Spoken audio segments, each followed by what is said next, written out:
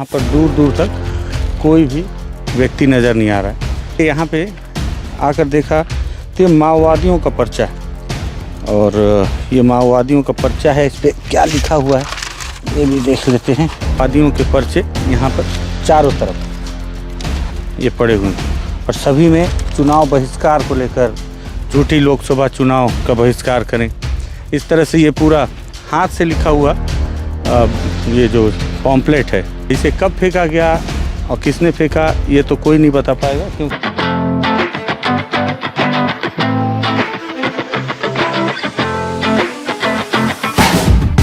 आज हम लोकतंत्र के महापर्व लोकसभा चुनाव 2024 की कवरेज करने के लिए निकले हैं। सुकमा ज़िले में है। सुकमा ज़िले के उस इलाके में ये जगरगुंडा की सड़क है जो कि दोरनापाल से जगरगुंडा को जोड़ती है।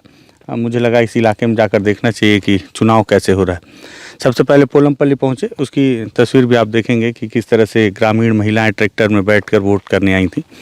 थोड़ा और आगे आए हैं तो चिंता गुफा पार करके अभी हम आगे बढ़ ही रहे हैं, तभी मेरी नज़र पड़ी कि सड़क के किनारे बहुत सारे पर्चे पड़े हुए हैं। मुझे लगा देखना चाहिए क्या है इन पर्चों में। तो ये यहाँ पे आकर देखा तो माओवादियों का पर्चा है और ये माओवादियों का पर्चा है। इस पर क्या लिखा हुआ है ये भी देख लेते हैं। इस पे लिखा हुआ है कि भाईजान पास से दिखें, झूठी लोकसभा चुनावों को बहिष्कार करें, ब्राह्मणी हिंदुत्व फांसीवादी भारतीय जनता पार्टी को मार भगाओ, माकपा माओवादी। इस तरह से ये माओवादियों के पर्चे यहाँ पर चारों तरफ ये पड़े हुए हैं और सभी में चुनाव बहिष्कार को लेकर झूठी लोकसभा चुनाव का बहिष्कार करें, इस तरह से ये पूरा हाथ से लिखा हुआ ये जो पॉम्पलेट है माओवादियों ने सब तरफ यहाँ पर सड़क के किनारे फेंक रखा है। हालांकि इसे कब फेंका गया और किसने फेंका ये तो कोई नहीं बता पाएगा, क्योंकि यहाँ पर दूर दूर तक कोई भी व्यक्ति नज़र नहीं आ रहा है।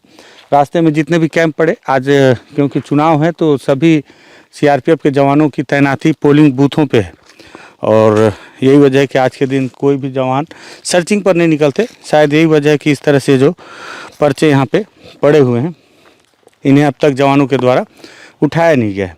असल में होता यह है कि माओवादी जो है इस तरह से अलग अलग क्षेत्र में इस तरह से बैनर पोस्टर और पर्चे फेंक कर जो जनता है, जो लोग हैं, जो ग्रामीण हैं, उन्हें फरमान जारी करते हैं कि वो अपने मताधिकार का प्रयोग ना करें। लेकिन पीछे जिस तरह से हम लगातार पोलिंग बूथों की तस्वीरें देखते आ रहे हैं तो देख रहे हैं कि लगातार ग्रामीण अपने मताधिकार का प्रयोग करने के लिए पोलिंग बूथ तक पहुंच रहे हैं।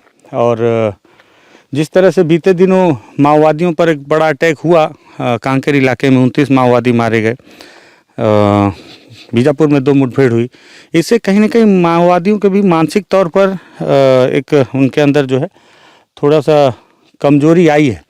और लगता है कि जो लोग हैं, जो जनता हैं, जो यहाँ के ग्रामीण हैं, उन्हें भी इस मुठभेड़ के बाद लगता है कि अब कहीं ना कहीं माओवादी कमज़ोर पड़ रहे हैं। यही वजह है कि सड़क पर ये मुख्य मार्ग है जगरगुंडा से दोरनापाल को जोड़ने की, और इस सड़क को, यह ऐतिहासिक सड़क है, इसी सड़क को बनाने के लिए कई जवानों ने अपने प्राणों की आहुति दी है।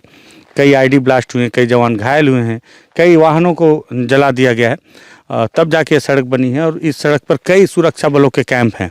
आप जब तक यहाँ से बढ़ते जाएंगे आपको यहाँ से जगरगुंडा तक लगातार कैंप मिलेंगे और उसके बाद जगरगुंडा से वो सड़क बासागुड़ा सिलगेर होते हुए बासागुड़ा के जाके बीजापुर चली जाएगी। तो इस तरह से आप देखिए ये चारों तरफ आपको ये नक्सलियों के हाथ से लिखे हुए पॉम्पलेट आपको दूर दूर तक, यहाँ वहाँ जहाँ भी ये सफ़ेद जो कागज़ देख रहे हैं ये सब माओवादियों के पर्चे। माओवादी लोकसभा चुनाव का बहिष्कार कर रहे हैं। पहले इसी तरह के पर्चे डाल देने से ग्रामीण वोट नहीं दिया करते थे, लेकिन पर्चे माओवादी आज भी डाल रहे हैं और ग्रामीण अब पोलिंग बूथ तक पहुंच रहे हैं। तो ये तस्वीर ग्रामीणों की माओवादियों के से भय से दूर जाने की या माओवादियों का प्रभाव कम करने की का गवाह है कि पर्चा फेंकने के बावजूद लोग वोट देने जा रहे हैं। मुझे लगा ये तस्वीर आपको दिखाऊं। मतदान से जुड़ी महत्वपूर्ण ये भी वीडियो है, इसलिए इस वीडियो को बनाएं। वीडियो पसंद आया तो शेयर कीजिएगा, बस्तर टॉकीज़ को सब्सक्राइब कीजिएगा। धन्यवाद।